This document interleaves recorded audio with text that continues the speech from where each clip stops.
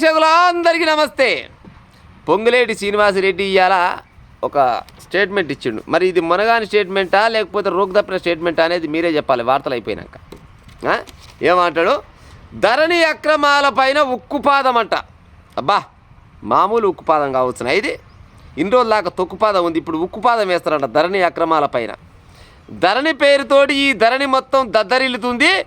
ధరణి తీసేసి భూభారతి పెడతాని భూభారతి పెట్టిండు. పేరు ఒకటే మార్చిండు, ఇంకేమైనా మారొచ్చునా? ఏ ఒక్క పేదోని భూమన్న గుంజుకున్న భూములు వెనకకు రావచ్చునా?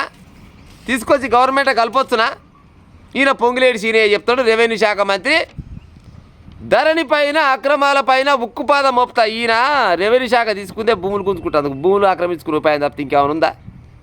గట్టిగా మాట్లాడాలంటే గిసోన్ స్టేట్మెంట్ ఇస్తేప్పుడు జర బాత్రూమ్కి పోయినప్పుడు చెప్పుకోవాలి. గసోటిది అయితే ఏమన్నా మారితే మారుతుండొచ్చు. ధరణి అక్రమాలపైన ఉక్కుపాదం. ఇంకేమంటాడు? పోర్టల్లో లొసుగులను ఆధారంగా స్కాములు, చలానా కుంభకోణం, వ్యవస్థాగత లోపం, అక్రమార్కులపై కఠిన చర్యలు. పొంగులేటి అక్రమార్కులపైన కఠిన చర్యలు తీసుకుంటాడు. కోడ్ ఆడిట్ నిర్వహించాలి, అధికారులకు మంత్రి ఆదేశం ఇచ్చిండంట. అక్రమార్కులపైన కఠిన చర్యలు తీసుకుంటారంట. కేసీఆర్ గారి పాలనల బొచ్చడు భూములు అక్రమాలకు గురైనాయి అని చెప్పింది గీలే చెప్పిరు కదా.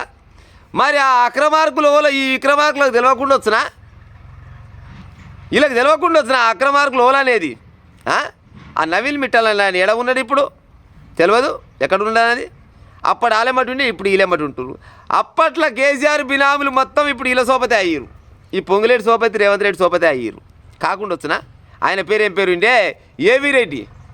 ఏవీ రెడ్డి అంటే ఆయన ఇప్పుడు వాళ్ళ దగ్గర ఉండులా, రేవంత్ రెడ్డి దగ్గర లేడు. ఆయన ఓడు మన అరకపూడి గాంధీ, అదెంత సర్వే నెంబరు 307.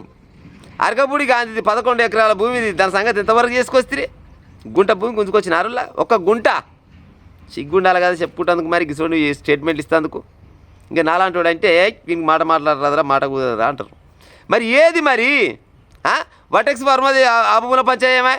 మా ఛానల్లో మేము ఆధారాలతో సహా క్లియర్గా ఇస్తాం కదా. ఆధారాలతో సహా క్లియర్గా చూపిస్తే మా మీదనే గుండాలు ఎత్తేస్తారు. మా మీద గుండాలు ఎత్తేయాలి ప్రజలారా. మళ్ళీ ఉక్కుపాదం వేడికెళ్ళి మోస్తారు. మరిగా ఉక్కుపాదం పెట్టేది ఇది శతపాదం కాకుంటే. ధరణి అక్రమాలపైన ఉక్కుపాదం వేస్తామంటే మీరు నిజంగా కూడా మగపిల్లగాళ్ళు అయితే, మీరు ప్రజలపైన మీకు ప్రేమ ఉంటే ఈ పొంగులేటి నువ్వు ఏం చేయాలి? అక్రమంగా కనీసం 57 చెరువులు, 57 చెరువులని ప్రైవేట్ వాళ్ళకి రాసిచ్చిండు కేటీఆర్, ఆయన కేసీఆర్ అంతా కలిసి. అవి ఎట్టేట రాసిచ్చిర్రు, ఏం కథరాని గుంజుకొచ్చే ఉపాయం చేసినారు. ఒక్క చెరువునైనా గుంజుకొచ్చిరా? 57 చెరువులు. పట్టణానికి చుట్టుపక్కల ఉన్న భూములు మొత్తం గుంజుకూరని చెప్పి కథలు పడితిరి. మరి గుంజుకున్న భూములు గుంజుకరాకపోయిరు కూడా వద్దన్నాడా? బీజేపీ వాళ్ళు వద్దంటురా? బీఆర్ఎస్ వాళ్ళు వద్దంటురా? జనాలు వద్దంటురా?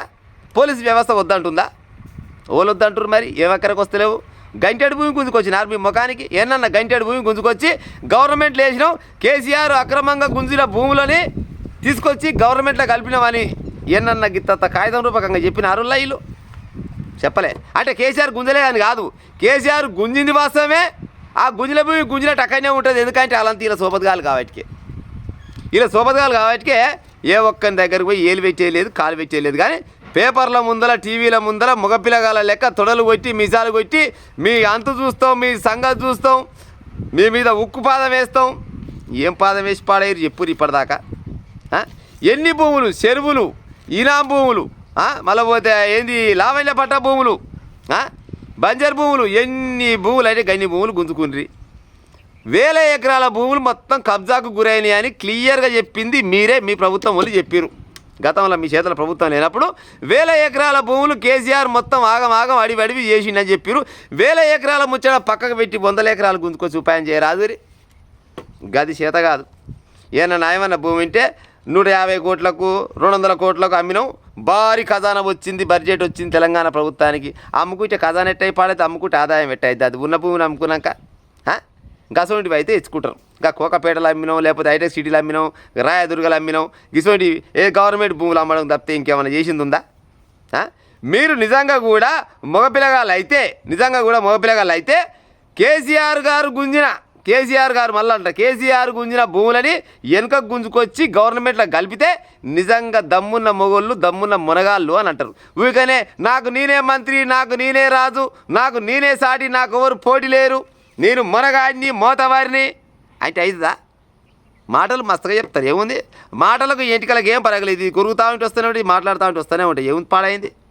మాటలు చెప్పడం కాదు సార్ పొంగులేటి గారు, మీరు చేతలు చేసి చూపించి నిజంగానే కాంగ్రెస్ వాళ్ళు వచ్చినాక తల్లి మంచిగా చేసిర్రా అని అనుకోవాలి జనాలు. అంతేగాని వాళ్ళకంటే ఎక్కువ రోగు తప్పిన వాళ్ళు ఎవరా వీళ్ళు అనుకునే కాడికి తీసుకొస్తే ఉంచుకోకపోతే ఇటువంటి స్టేట్మెంట్లు బంద్ చేసుకొని ధరణి అక్రమాలపైన ఉక్కుపాదం కాదు, ధరణిలో చేసిన అవినీతి అక్రమాలు మొత్తం బయట పెట్టినాక ఇగో పలాని కాడ నేను 10 ఎకరాల భూమి గుంజుకొచ్చి గవర్నమెంట్ కలిపినా అని గప్పుడు ఈ స్టేట్మెంట్ ఇస్తే నిజంగా మోతవారి మునగాడు అని అంటారు. ఏమంటారు ప్రజలారా? అవునా కదా చెప్పురి.